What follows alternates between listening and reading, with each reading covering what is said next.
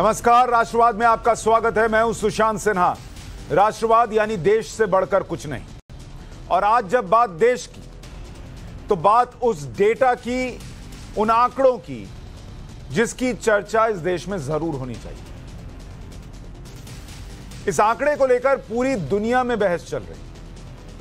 इस बहस के केंद्र में प्रधानमंत्री नरेंद्र मोदी हैं। इस डेटा को लेकर जो चर्चा हो रही है उसके केंद्र में भारत है।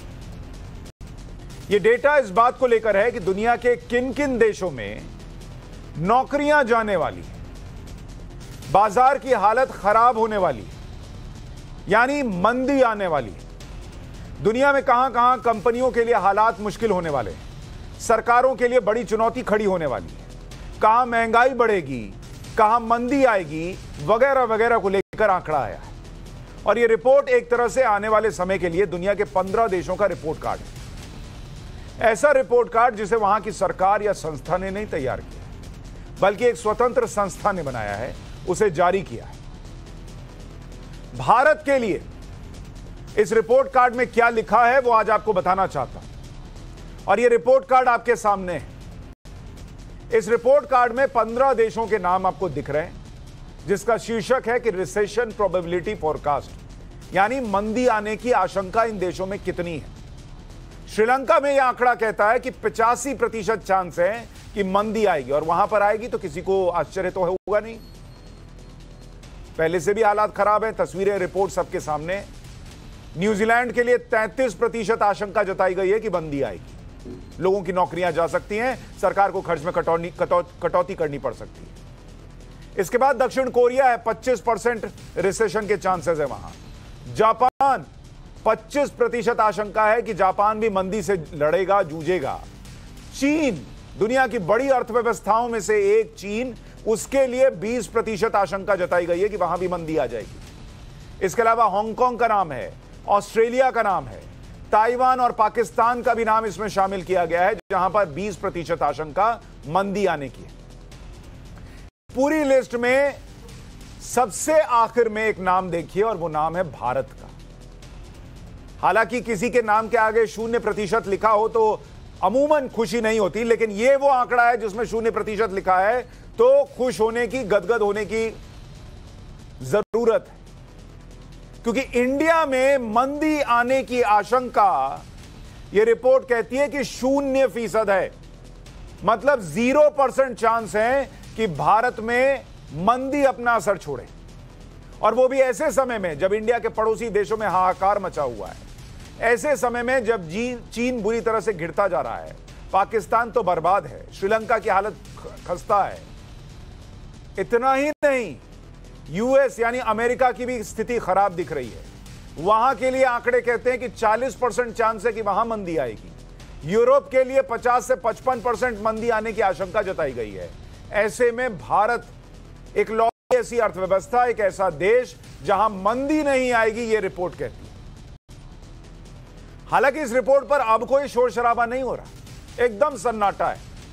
विपक्ष जो भारत के श्रीलंका बन जाने की बातें कर रहा था, उनमें से कोई बोल ही नहीं रहा इस पर। लेकिन दर्शकों, यह रिपोर्ट छोटी बात नहीं है।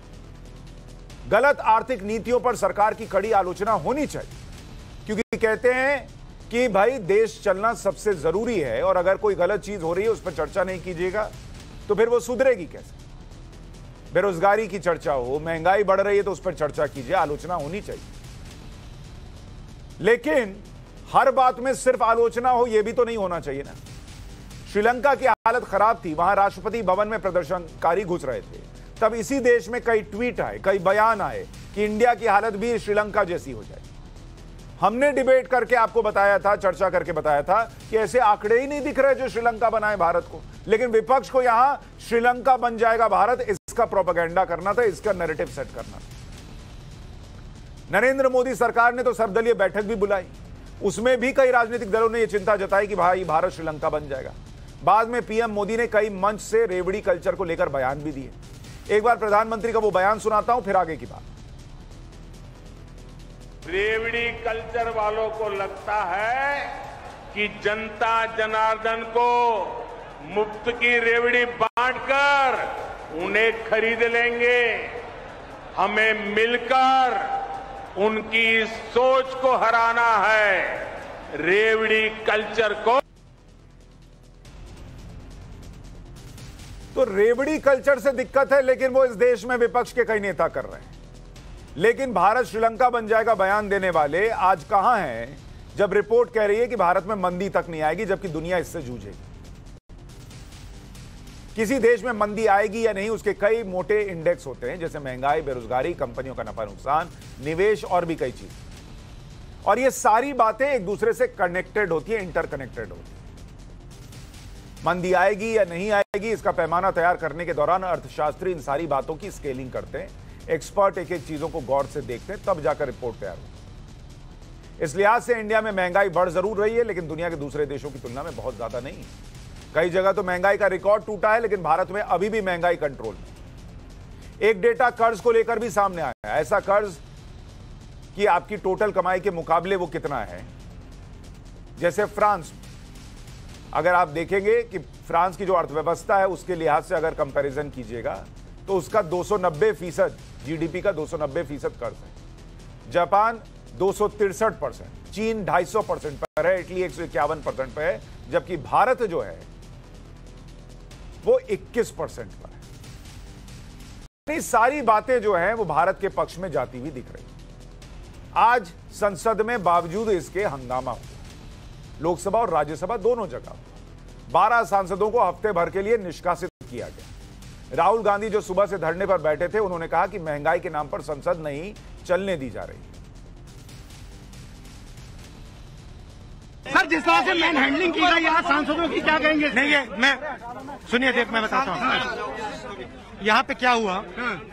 यहाँ पे सारे सांसद आए और उन्होंने महंगाई की बात की और बेरोजगारी की बात की, और ये हमें यहाँ बैठने नहीं दे रहे हैं, अंदर बात नहीं करी जा रही है, डिस्कशन नहीं अलाउड है, और यहाँ पे ये हमसे अरेस्ट कर रहे हैं।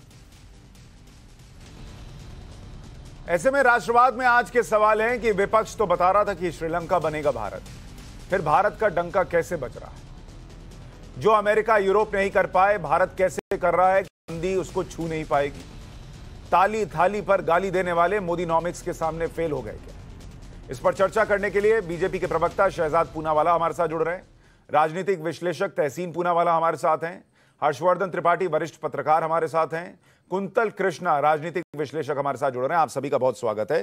तहसीन, विपक्ष लगातार बता रहा था कि भारत श्रीलंका बन जाएगा, और जो नई रिपोर्ट है वो तो कहती है कि जो भारत कर रहा है वो कोई और नहीं कर पाएगा, और आर्थिक मंदी या कहें कि जो मंदी है वो भारत को छू भी नहीं पाएगी। तो किस वर्जन पर यकीन करें और किस पर चर्चा करें? सबसे पहले सुशांत जी, आज कारगिल विजय दिवस है, तो मैं सभी हमारे आर्म फोर्सेस को सल्यूट करना चाहता हूँ। ये लोग हैं इसलिए हमारा देश सुरक्षित है और हम लोग यहाँ पर बैठकर डिबेट कर सकते हैं, तो thank you very much to them. और मैं आपका शुक्रिया अदा करना चाहता हूँ, लगातार आप इकोनॉमी पे डिबेट कर रहे हैं और ये बहुत महत्वपूर्ण सब्जेक्ट है, तो इसलिए थैंक यू वेरी मच। और मुझे आप मौका देते हैं आपकी डिबेट में शिरकत करने का, इसलिए मैं आपका शुक्रगुजार हूँ। 2 या 3 चीज़ मैं कहना चाहता हूँ। लास्ट टाइम भी जब हमने इकोनॉमी पर डिबेट की थी, मैंने आपसे उस वक्त भी कहा था कि भारत इमीडिएटली श्रीलंका नहीं बनेगा, श्रीलंका के रास्ते पर भी नहीं है। ये सारी बातें पॉलिटिकल है, इसमें इकोनॉमिक सच्चाई नहीं है, लेकिन भारत को कॉशियस होना बेहद जरूरी है। अनफॉर्चुनेटली जो वर्तमान सरकार है उसे ना ही मैक्रो इकोनॉमी समझ में आती, ना ही माइक्रो इकोनॉमी समझ में आती। मैं कुछ आंकड़े लेकर अपनी बात समाप्त करूंगा, फिर बीजेपी के प्रवक्ता उनका उत्तर दे सकते हैं।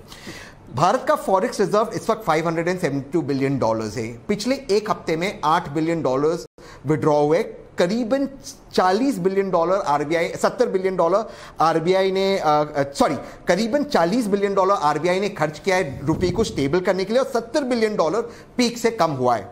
लेकिन दिसंबर 2022 के अंत तक हमें $273 बिलियन यानी कि अप्रोक्सीमेटली 50% हमारा फॉरेन रिजर्व का एक्सटर्नल डेट चुकाना है। दिक्कत यहां पर क्या आ रही है कि हमारे एक्सपोर्ट्स और हमारे इंपोर्ट में एक बहुत बड़ा गैप आ चुका है। सबसे हाईएस्ट गैप हमारी इकोनॉमी में इस वक्त आ चुका है, और इसकी वजह से जो स्ट्रेस है दिसंबर ऑनवर्ड्स हमारे फॉरेन रिजर्व्स पे, फॉरेक्स रिजर्व्स पे आ सकता है। इस वक्त भारत का ट्रेड डेफिसिट 88% है, जो बहुत ही अलार्मिंग है। अगर हम इस पर चिंता व्यक्त ना करें, अगर हम इस पर फोकस ना करें, तो ये बहुत ही डेंजरस सिचुएशन हो सकता है भारत के। तहसीन भाई, आगे तो मैं धीरे धीरे, देखिए एक बार सारे आंकड़ों पर आप बात कर लीजिएगा तो दर्शक को भी समझ में नहीं आएगा, क्योंकि अर्थव्यवस्था में बहुत ज्यादा आंकड़े एक बार फेंक दीजिएगा तो थोड़ा पब्लिक हड़बड़ा जाती है। मैं ये कह रहा हूं कि एक चीज तो आपने बड़ी अच्छी कही, आपने हालांकि पिछली बार भी ये माना था कि भाई भारत श्रीलंका नहीं बनने जा रहा, ऐसा कोई आंकड़ा नहीं है, और विपक्ष इस पर पॉलिटिक्स कर रहा है। यानी विपक्ष सिर्फ अपनी पॉलिटिक्स देखकर लोगों के मन में भ्रम, संशय और डर भर रहा था। लेकिन आपने दूसरी लाइन में कहा कि नरेंद्र मोदी सरकार को ना माइक्रो इकोनॉमिक्स समझ में आती है ना मैक्रो समझ में आती है। तो ऐसी सरकार जो कुछ नहीं जानती इकोनॉमिक्स के बारे में, वो एक ऐसी अर्थव्यवस्था कैसी खड़ी कर पा रही है 8 साल के शासनकाल में, जो ना यूएस कर पा रहा है, ना जो यूरोप कर पा रहा है, ना जो जापान कर पा रहा है, जो ना चीन कर पा रहा है। सब जगह मंदी आएगी, लेकिन हमारे यहां कह रहे हैं कि मंदी नहीं आएगी उस देश में जहां की सरकार को आप कह रहे हैं कि इकोनॉमिक्स ही समझ में नहीं आती। कैसे? जी बिल्कुल वर्तमान सरकार को, खास करके फाइनेंस मिनिस्टर और फाइनेंस मिनिस्ट्री को बिल्कुल मैक्रो इकोनॉमिक्स समझ में नहीं आता। सारे जो हमारे मैक्रो डेटास है, इससे हमें थोड़ा सा हमें परेशान होना चाहिए, इस पर हमें नजर रखनी चाहिए। सरकार एक डिल्यूजनल वर्ल्ड में रह रही है। मैं जब भी टाइम्स नाउ पे आता हूं, मैं तब भी कह रहा था जो 5 ट्रिलियन के वादे कर रही थी उस वक्त फाइनेंस मिनिस्टर 2022 तक करेगी, नहीं होगा, वो नहीं हुआ है। तो बार-बार सरकार झूठ बोलती है। मैं आपको एक बता दीजिए बात जी, अगर हम बर्बाद हैं, तहस नहस हैं, इस सरकार को कुछ समझ में नहीं आता, तो मंदी हमारे यहां क्यों नहीं आ रही जो सब जगह छुएगी दरवाजा? क्योंकि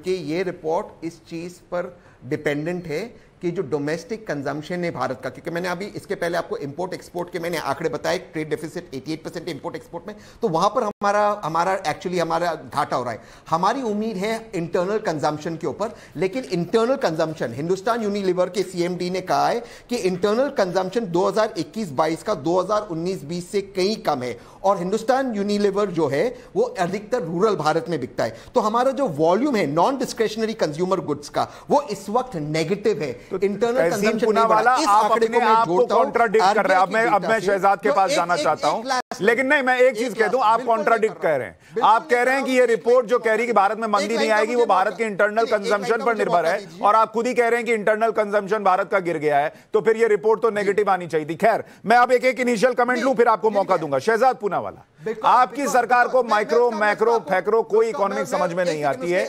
आपने ताली थाली सब बजवाई, लेकिन इस रिपोर्ट में 0% चांसेस हैं कि भारत में मंदी आएगी। क्या आपने इस रिपोर्ट को भी खरीद लिया है बाकी चीजों की तरह?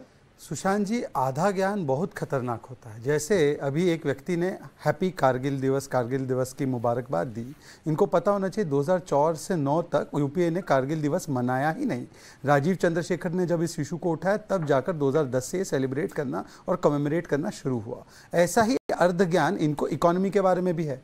अब इनके तो मैक्रो माइक्रो इकोनॉमिक्स सारे लोग जानते थे। 10% का इन्फ्लेशन इन्होंने दिया था, आपको याद है ना किस प्रकार का इन्फ्लेशन हुआ करता था। आज 2 वैश्विक चुनौतियों के बावजूद भी 7-7.5% से ऊपर इन्फ्लेशन नहीं गया, और औसतम इन्फ्लेशन 5 to 6.5% के बीच में रहा है। अब मैं आपको बताता हूं कुछ आंकड़े मैक्रो और माइक्रो इकोनॉमिक्स के। Fastest growing largest economy in the world, सभी ने माना है 8% की इकोनॉमी बढ़ेगी। 40% जो globally real time digital payments होते हैं वो भारत में होते हैं। 20 लाख करोड़ का आत्मनिर्भर पैकेज भारत में दिया गया। सर्विसेज का PMI 10 साल के हाई पर है। मंथली GST कलेक्शंस 20 में से 18 महीने 1 लाख करोड़ के ऊपर, अभी 1,68,000 करोड़ हुआ था। उसके अलावा $670 billion highest exports, highest FDI इस वर्ष आया है हमारे पास $83 बिलियन का। हाईएस्ट हमारा जो फॉरेन एक्सचेंज रिजर्व था, ये 250 बिलियन 300 बिलियन डॉलर छोड़ के गए थे। आज हम लोग 600 बिलियन के पार हुए थे, और अभी 580-590 बिलियन डॉलर्स है। उसके अलावा आप देखेंगे कि 4 यूनिकॉर्न इनके समय पर तैयार हुए थे, आज 100 यूनिकॉर्न। श्रीलंका की क्राइसिस क्या थी? श्रीलंका की क्राइसिस 4-fold थी। Family first politics, corruption first politics, freebie first politics and China first politics. अब ये 4 चीजें कौन करता है मुझे बताने की ज्यादा आवश्यकता नहीं है, पर मैं 2-3 आंकड़े आपके सामने। श्रीलंका की इकोनॉमी भी $80 बिलियन, भारत की economy $3 trillion, forex reserves $585 billion India का, श्रीलंका का $2 बिलियन, एक्सपोर्ट्स $400 बिलियन से ऊपर, हमारा इनका $15 बिलियन। फिर भी उदित राज और राहुल गांधी ने क्या कहा, भारत श्रीलंका बन जाएगा। यही नहीं, उदित राज ने कहा कि इंडिया की इकोनॉमी 164 स्थान पे आ गई है। पीआईबी ने फैक्ट चेक किया, तहसीन पूनावाला यहां पर आकर बातें रख सकते हैं, परंतु उनके जो अधिकृत प्रवक्ता है वो क्या कहते हैं वो देखिए। दूसरी बात तो कह रहे वो सब झूठ था, वो सब नहीं, तो तहसीन पूनावाला को ये बताना चाहिए। अब मैं आपको बताता हूं राहुल गांधी का एक और झूठ। राहुल गांधी बार बार सिलेंडर की और पेट्रोल प्राइस की और इनकी बातें करते हैं। भारत की तुलना अगर विदेश से की जाए तो इंडिया में आज 14 किलो का सिलेंडर 1050 रुपए का मिलता है। यही चीज नेपाल में 130 की मिलती है, ऑस्ट्रेलिया में 1700 रुपए की, यूएस में 1700 रुपए की, कनाडा में 2400 रुपए की। और जब ये सत्ता में थे तब टैक्स पेयर को कॉस्ट एक सिलेंडर पर 1241 रुपए था। आज वो कॉस्ट टू टैक्स पेयर मात्र 1053 रुपए है। मतलब कि इस प्रकार की इकोनॉमिक मैनेजमेंट करना, और ये बोलते 5 ट्रिलियन नहीं बनेगा। आपको मैं बता दूं आईएमएफ की रिपोर्ट है कि 5 ट्रिलियन 2026, अभी 2 साल तो कोरोना के गए, 2024 तक लक्ष्य था। और इसका प्रमाण भी देता हूं, इन्होंने 60-70 वर्ष में इकोनॉमी को केवल 2 ट्रिलियन बढ़ाया, हमने 8 वर्ष में इसके खंड में हमने 1.1 ट्रिलियन ऐड किया। आज इकोनॉमी 3.1 ट्रिलियन है। इसका मतलब हम लक्ष्य पे। अब आप भी इतने आंकड़े मत फेंक दीजिए कि पब्लिक गड़बड़ा आ जाए। ठीक है, एक मिनट सर, अभी रिबटल नहीं, अभी एक इनिशियल कमेंट लेने दीजिए, उसके बाद रिबटल कीजिएगा सर। एक मिनट सर, नहीं फिर नहीं हो पाएगा। कुंतल कृष्णा, आपके हिसाब से ये रिपोर्ट, जब देश में कई बड़े बड़े नेता कह रहे थे कि लंका श्रीलंका बन जाएगा भारत, ये रिपोर्ट आ रही है कि भैया भारत में मंदी नहीं आएगी, दुनिया में भले आ जाए। क्या ये सरकार के फेलियर रहे इकोनॉमिक्स को, उनकी आर्थिक नीति को दिखाती है, या विपक्ष जो है वो प्रोपेगेंडा कर रहा था वो आज एक्सपोज हो रहा है?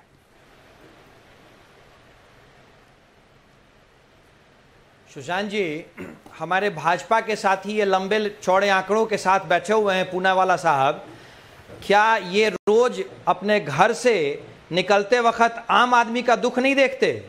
इस देश में हालत ऐसी हो गई है कि रोटी पे टैक्स लगा दिया है सरकार ने। तेल की कीमतें, अब भाई इतनी बड़ी बड़ी इकोनॉमिक्स करने वाले हमारे साथी ये तो जानते ही होंगे कि इंडियन इकोनॉमी पेट्रो इकोनॉमी है। तेल की कीमतें आसमान छू रही हैं, बेरोजगारी अपनी चरम पे है। और अब जब आप आंकड़ों की बात करते हैं तो बड़े इकोनॉमिक्स के सिंपल आंकड़े हैं। आप ब्लूमबर्ग सर्वे, एक आपने सर्वे उठा लिया जिस पे आप इतनी बड़ी बड़ी बातें इतना चिल्ला के कहने लग गए। भाई रसोई का गैस जरा घर में पूछें लोगों के जाकर के, ये सरकार, इस सरकार ने जो वायदे किए थे, रुपया कहां पहुंच गया है डॉलर के मुकाबले, ये चीजें समझ में नहीं आ रही हमारे भाजपा के साथियों को। सिंपल सी इकोनॉमी की बात है, बहुत सिंपल शास्त्र की बात है, अर्थशास्त्र की।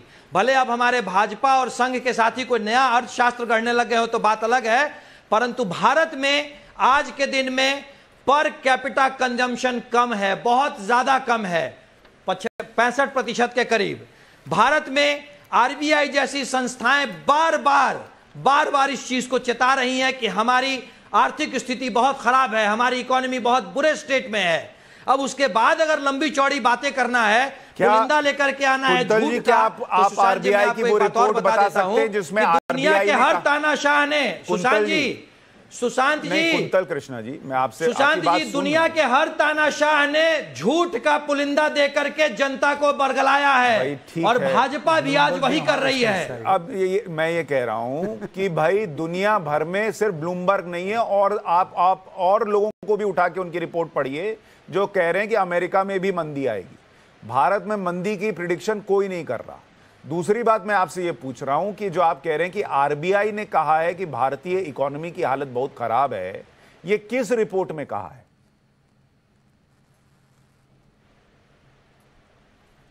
सुशांत जी, आरबीआई बार आरबीआई का जो अपर टॉलरेंस लेवल है वहां तक आपके भारत की सरकार, भारत की भाजपा की सरकार जो बार आंकड़े देती है, वो भी आरबीआई की अपर टॉलरेंस लेवल जो है उस तक पहुंच रही है।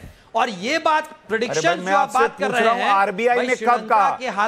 मैं आपको कह रहा हूं आप मोबाइल खोलिए सर, मैं कह रहा हूं आप 5 मिनट ले लीजिए, आप मोबाइल खोल लीजिए, उसमें सर्च करके आरबीआई ने किस दिन ये कहा है कि भारत की अर्थव्यवस्था बहुत बुरी हालत में है, मुझे बस वो हेडलाइन पढ़ के या वो रिपोर्ट पढ़ के बता दीजिए, मैं कुछ कहां कह रहा हूं, मैं तो उसी पे बहस ले जाऊंगा फिर, लेकिन कब कहा है ये तो बताइए।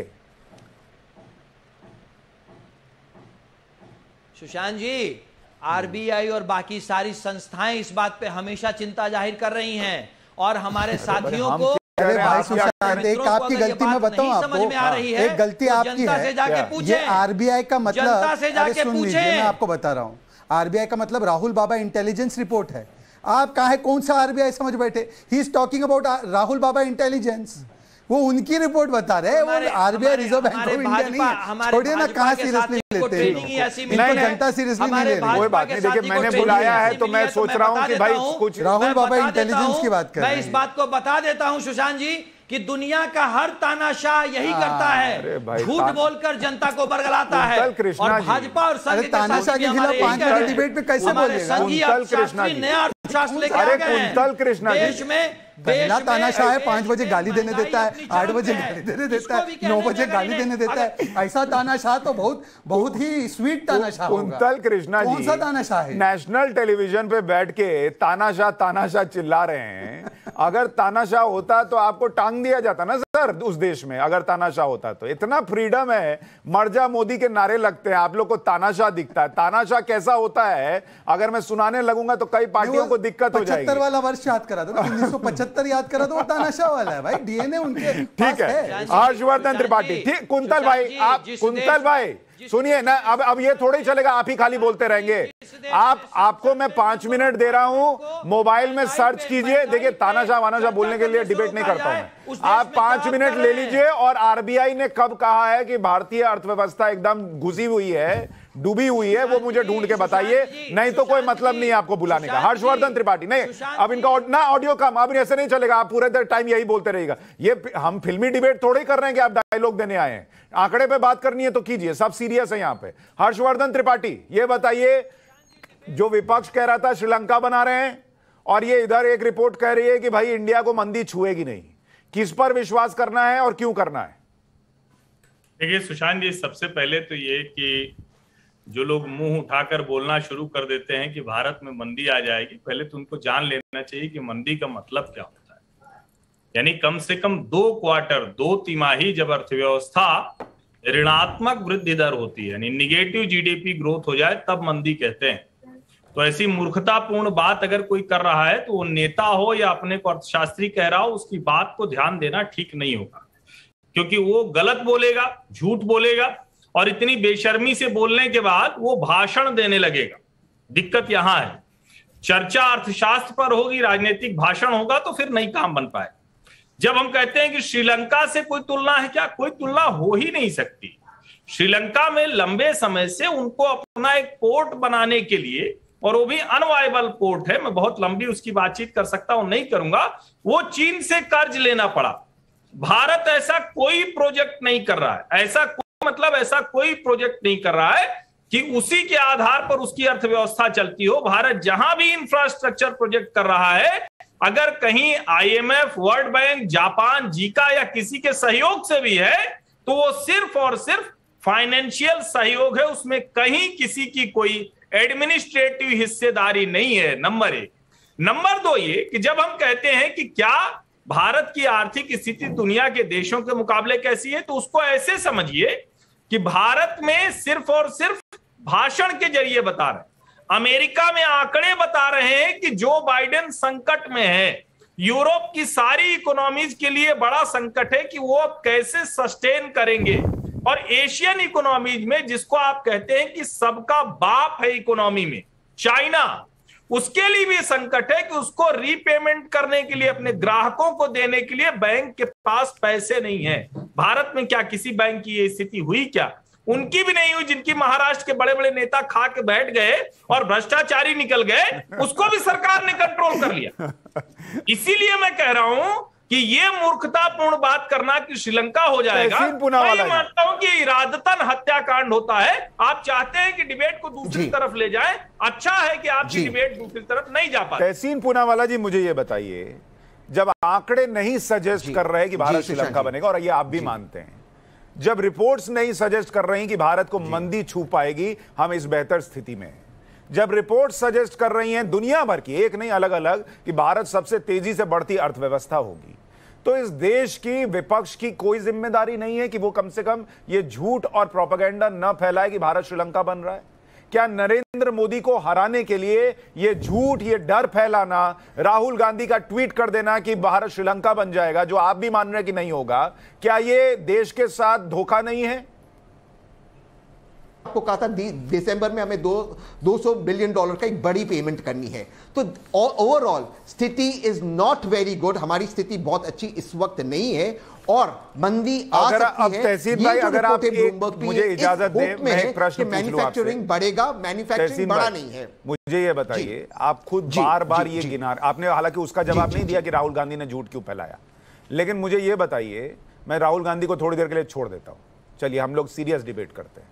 मुझे ये बताइए कि अगर आप खुद कह रहे हैं कि कंजम्पशन जो है वो अभी प्री कोविड एरा से कम है, गिरी हुई है, बावजूद अगर देश में रिकॉर्ड जीएसटी कलेक्शन हर महीने हो रहा है, तो क्या यह भारत के लिए पॉजिटिव साइन नहीं है कि जैसे जैसे अर्थव्यवस्था, जो पूरी दुनिया जब उससे निकल रही है, भारत और तेजी से निकल रहा है, और जब हम अपनी अल्टीमेट स्थिति को गेन कर लेंगे, कंजम्पशन और बढ़ जाएगा और जीएसटी जो है वो और ज्यादा होने लगेगी, तो भारत की अर्थव्यवस्था और तेजी से ऊपर जाएगी? नीचे जाने के संकेत नहीं दिख रहे?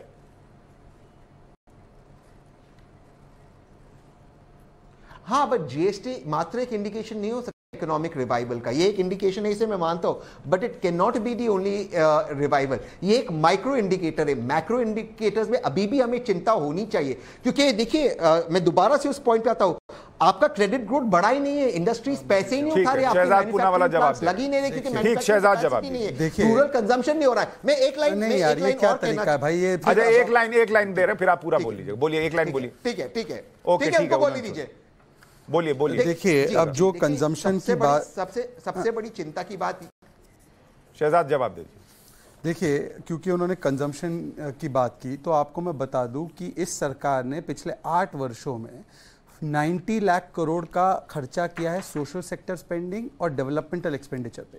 यूपीए की जब सरकार थी तब उन्होंने 10 वर्ष के कार्यकाल में केवल 49 लाख करोड़ किया। ये इसीलिए किया ताकि अर्थव्यवस्था में इस दौरान एक स्फूर्ति रहे, इसीलिए 80 करोड़ लोगों को 2 वक्त का खाना दिया गया, 11 करोड़ से ज्यादा किसानों को 1,80,000 किसान सम्मान निधि दी गई, करोड़ों लोगों के घर में टॉयलेट पहुंचाए गए, करोड़ों लोगों के घर में नल से जल पहुंचाया गया। ये जो कार्य किए गए वो इसीलिए किए गए ताकि जो कंजम्पशन अगर गिरी भी है, अफेक्ट भी हुई है, उसको पिकअप किया जा सके। और इसीलिए आज देखिए, ईयर ऑन ईयर अगर जॉब ग्रोथ की बात करें तो 15% राइज हुआ है। अगर आप देखें सर्विसेज सेक्टर PMI जो है वो 10 साल के हाई पर है। परंतु मैं 2 सवाल पूछना चाहता हूं तहसीन पूनावाला से। एक तो इनसे पूछिए कि राजस्थान की कंजम्पशन का क्या हो रहा है भाई? 29% अनएम्प्लॉयमेंट CMI के डेटा के हिसाब से पिछले महीने का, और 1 वर्ष से सुशांत जी वहां पे 20% से ऊपर अनएम्प्लॉयमेंट है। वहां पर क्या नुस्खे दे रहे बता दीजिए। दूसरी बात, ये जो हमारे वो कह रहे रोजगार भत्ता देंगे। अच्छा, रोजगार भत्ता देंगे। वो तो अभी तक किसानों का कर्ज माफ नहीं किया जो उन्होंने बोला था। वो ऐसे बाहें चढ़ा चढ़ा के राहुल बाबा इंटेलिजेंस ने कहा था, वो कहां गया? वो 1 रुपए नहीं, उल्टा जमीनें ले ली किसानों की। पर दूसरी बात, ये जो हमारे दूसरे भाई बैठे थे ना, कुंतल जी से पूछेगा 2004 से 14 राइस की कीमत 150%, व्हीट 176%, आटा 170%, मूंग 170%, मसूर 140%, शुगर 480%, मिल्क 122%। और वही चीज अगर यहां पर आज देखें तो 30 से 50% के रेंज में है। आपने 150 और 400% दाम बढ़ाए, और आज आप कहते हैं 10% इन्फ्लेशन था आपके जमाने में, और आप आके नुस्खे दे रहे हैं। और उस समय पर आपने जिस प्रकार से अर्थव्यवस्था चलाई वो तो पूरे देश ने देखी, पूरी दुनिया ने देखी। तो कुंतल जी, मैं अभी भी, और वो कहां है? वो आरबीआई की रिपोर्ट मिली है, नहीं मिली? कुंतल जी, मिली आपको वो आरबीआई की रिपोर्ट जिसमें भारत की अर्थव्यवस्था को बहुत ही बद से बदतर बताया है?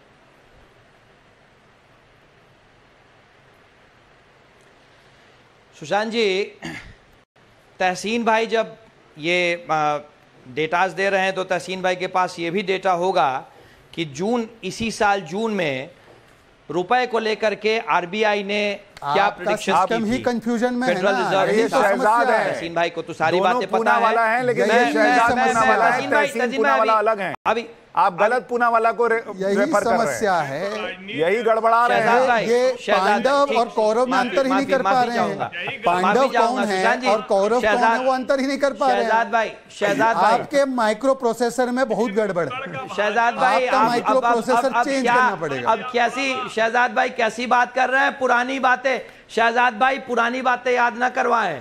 अरे मैं छोड़े इन आपकी चीजों पुरानी को, बातें शहजाद याद भाई, कराऊंगा, पुरानी कांग्रेस बातें कभी याद ना समाजवादी करवाएं। के साथ, पांडव और फिर कौरवों कभी की कहानी शिवसेना ना को सुनवाएं। गाली। अभी आप अच्छा, अभी ठीक आप है, आर्थिक छोटा अभी जी, आप एक आर्थिक अभी आप आर्थिक बातें कर लें। हाँ, आर्थिक बातें कीजिए, आर्थिक बातें। आप आरबीआई की रिपोर्ट शहजाद बता भाई, दीजिए पढ़कर। पुरानी बातें और कौरव पांडवों की पुरानी बात मत छोड़िए, आप करें। आरबीआई की अभी रिपोर्ट अभी पढ़ हम के लोग बता अभी हम लोग अपने अर्थशास्त्र पे आरबीआई बात की कर लें। रिपोर्ट पढ़ के बताइए। रुपए की हालत को देखते हुए आरबीआई ने, जी मैं सुशांत जी मैं वही बता रहा हूं, रुपए की हालत को देखते हुए आरबीआई ने जो प्रेडिक्शंस किए हैं वो भी पूनावाला साहब को ये बात पता होगी। और मैं आपको सरकार एक बैंक के, मैं सुन लीजिए साहब, सुन लीजिए, मैं आपको बैंक ऑफ बड़ौदा के ट्रेजरी मैनेजर के मैं आपको स्टेटमेंट सुना दे रहा हूं।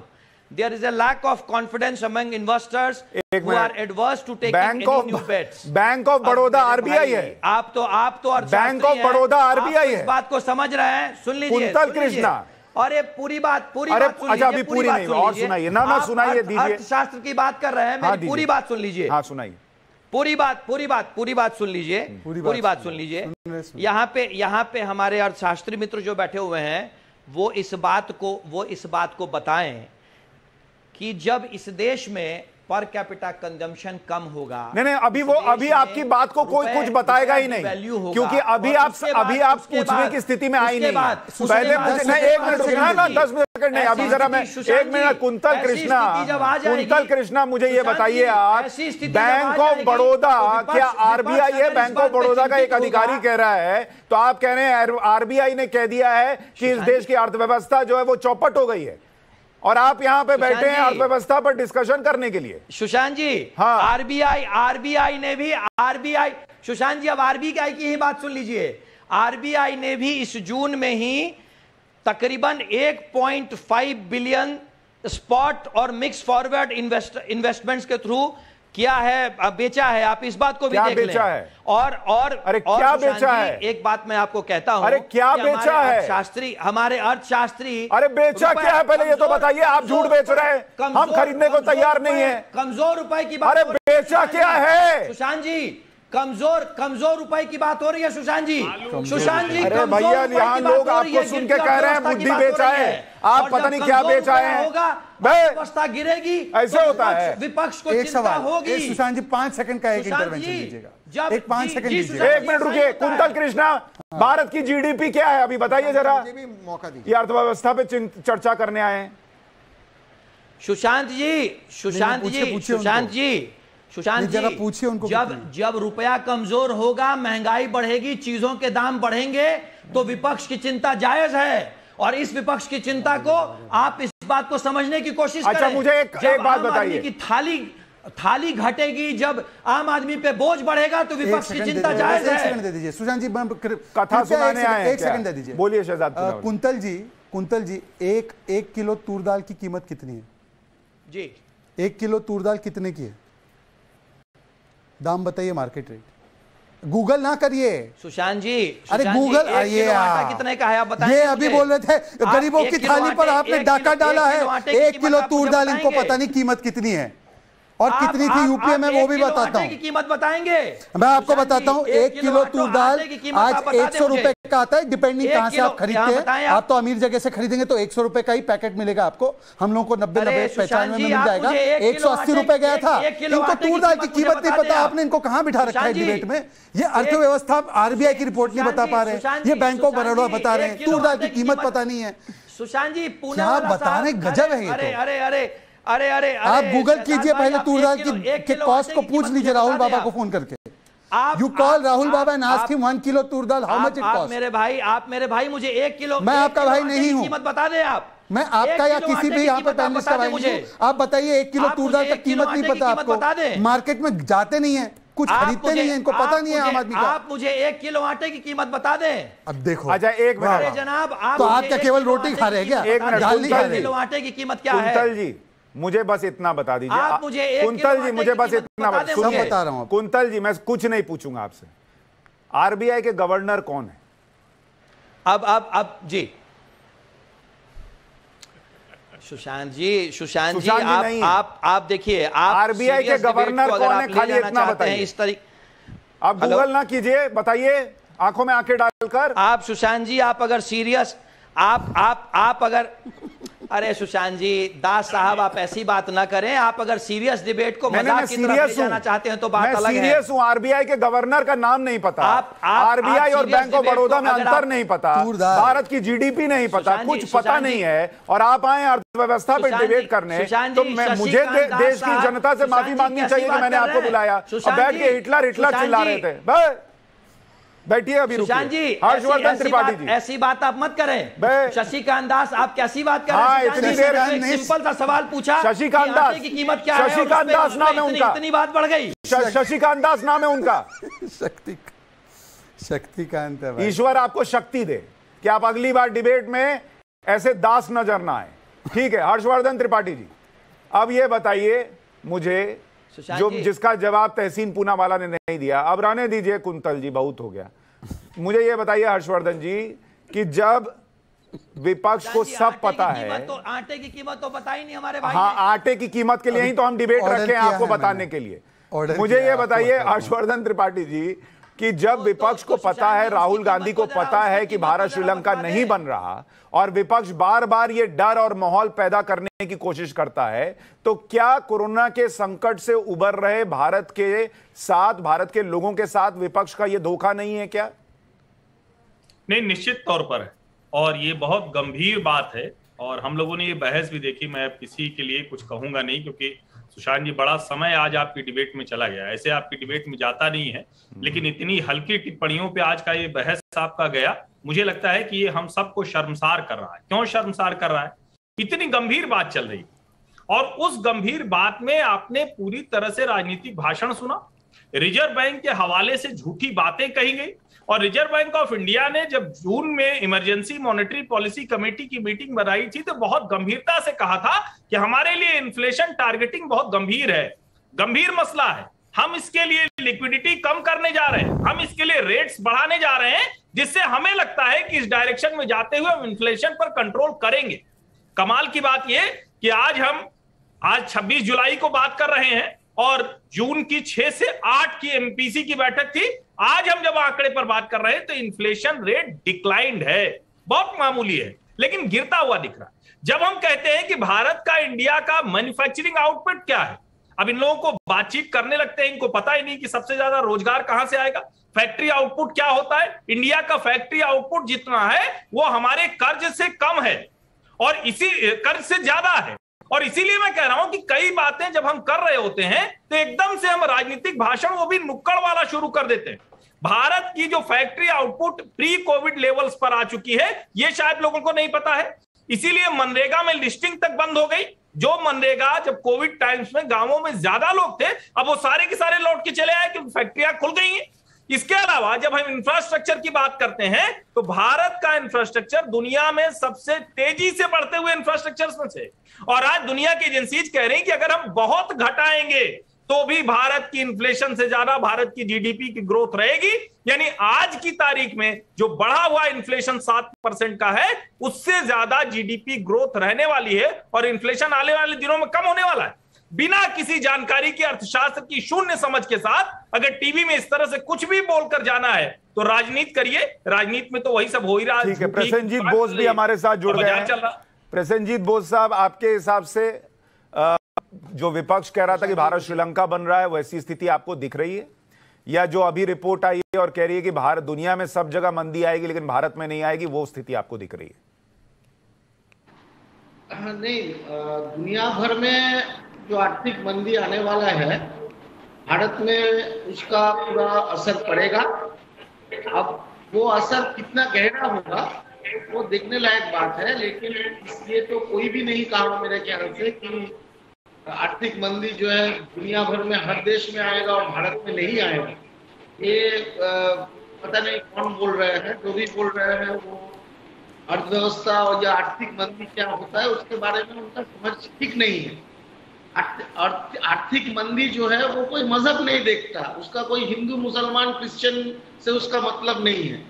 वो जब आर्थिक मंदी जब आती है तो पूरा दुनिया भर में उसका असर होता है। नहीं, असर होता है सर, वर्ल्ड बैंक का असर होता है, लेकिन मंदी आना और मंदी का असर होना दोनों में जमीन आसमान का फर्क होता है। आर्थिक मंदी में दोनों में बिल्कुल कोई जमीन आसमान का फर्क नहीं, जमीन आसमान का फर्क होता है सर, मैं आपको बता रहा हूं। आर्थिक मंदी अमेरिका में आएगी तो उसका असर तो सब जगह होगा, ठीक है, लेकिन दूसरी जगह पर मंदी आना और उसका असर होना में जमीन आसमान का फर्क होता है। सवाल क्यों पूछ रहे हैं? आपको सब कुछ पता ही है तो आप करते रहिए अपना प्रोग्राम। नहीं तो लेकिन अगर आप आकर कुछ भी बोल के चले जाएंगे तो वो तो नहीं हो सकता ना। मैं पलट के प्रश्न तो पूछूंगा आपसे, मैं तो पलट के प्रश्न पूछूंगा भाई। अगर मुझे ये बताइए कि अगर एक मिनट मैं आपको बता देता हूं, मैं आपको एग्जांपल देता हूं बोस साहब।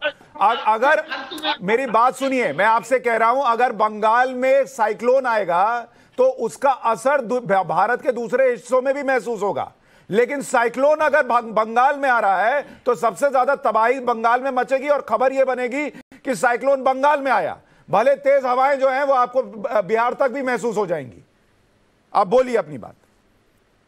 सुनिए, पहला चीज ये है कि आर्थिक मंदी का जो बात अभी हो रहा है, आप रिपोर्ट पहले पढ़िए। आज भी आईएमएफ का वर्ल्ड इकोनॉमिक आउटलुक का अपडेट आने वाला है कुछ देर बाद, उसको भी आप अध्ययन कीजिए। और पिछले महीने जो वर्ल्ड बैंक का ग्लोबल इकोनॉमिक प्रोस्पेक्ट आया है उसको आप लोग अध्ययन कीजिए। आजकल पढ़ाई लिखाई करना लोग छोड़ दिए हैं, सिर्फ अपना जो है फिजूल बकवास ज्यादा करने लगे हैं लोग।